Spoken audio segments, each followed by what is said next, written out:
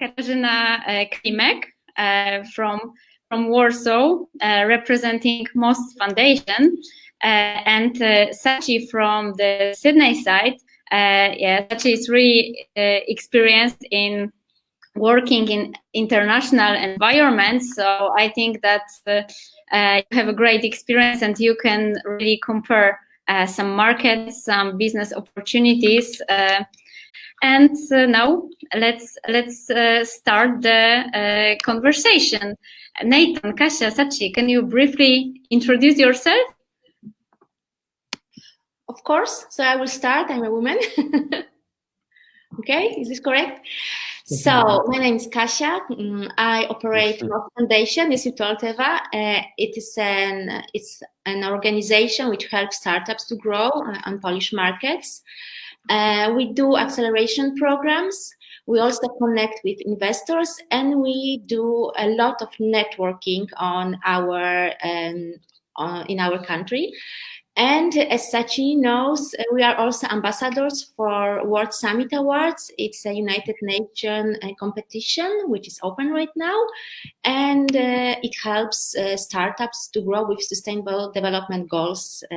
So it's really good idea to be there. Okay, that's for me. Great, thank you.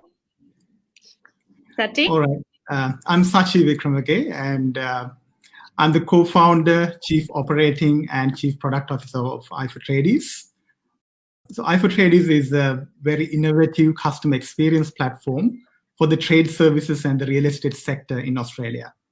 And as Kasia said, I'm part of the World Summit Awards, representing WSA Australia as a national expert, as well as a member of the grand jury.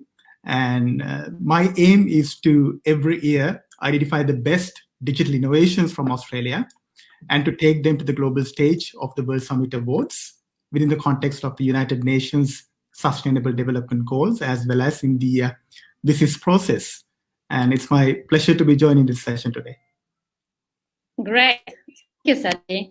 Yeah, now let's talk about Australian market, because Sachi, you have really great experience, not only on Australian market, but all over the world.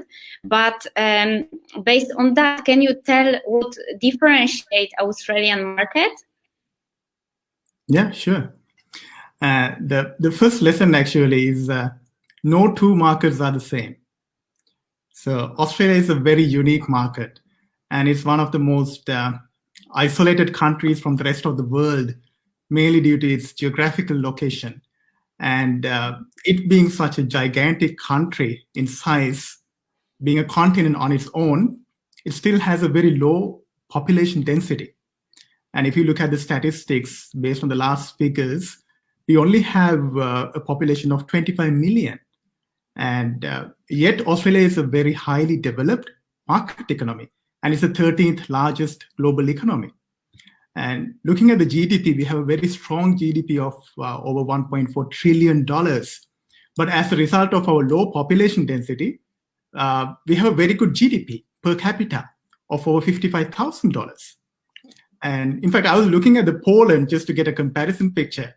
And in fact, Poland and Australia both in the similar GDP ballparks, having $1.4 and $1.3 trillion respectively.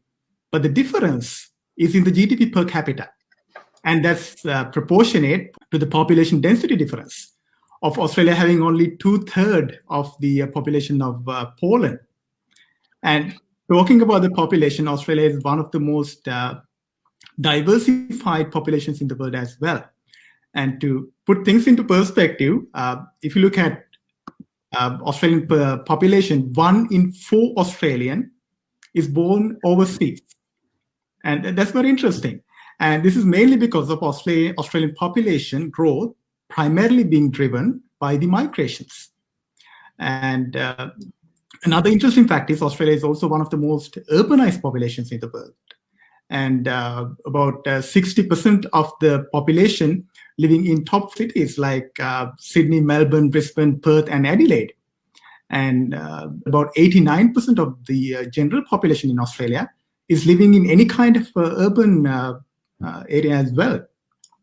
And so it's a very interesting dynamics that we have in Australia. And if you look at all these factors into consideration, we can see that it's a very interesting market. And even though at first Australia looks like it's similar to any market which is speaking English in general, but it's very different at the same time, and very diverse and very unique. So there are a lot of factors to consider and in identifying the differences of Australian and the other markets.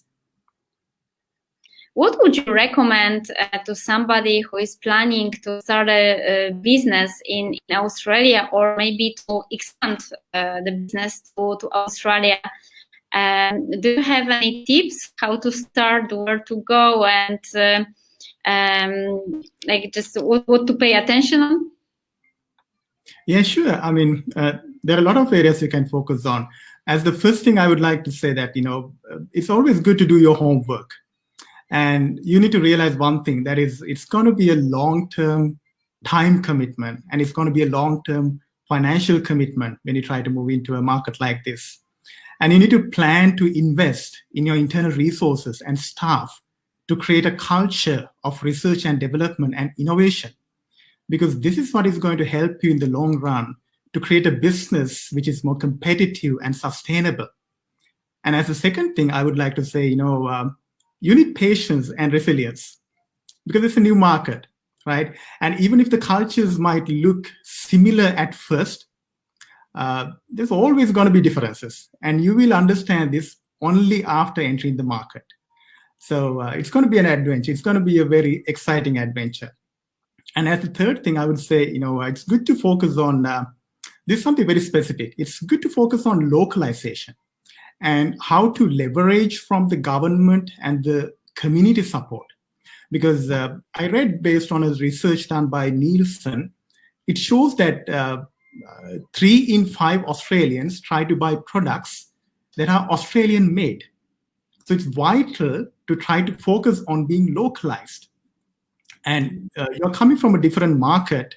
It's always good to try to surround yourself with dynamic networks of startups and passionate founders, because there's a lot to learn from others, and there's a lot to benefit from being in the right network circle. And as the last and the most important thing, I would say, it's always good to invest early in good governance and tax compliance, because this is very important. And a good starting point would be to consult an Australian tax agent who can help you with the compliance and the tax structures from the beginning itself. Because the Australian government has so many benefits being offered to businesses in terms of grants and concessions. So you need to do your research right, and then only you'll be able to understand how to capitalize and to get the best benefit out of these opportunities. So those are the tips if I would like to share.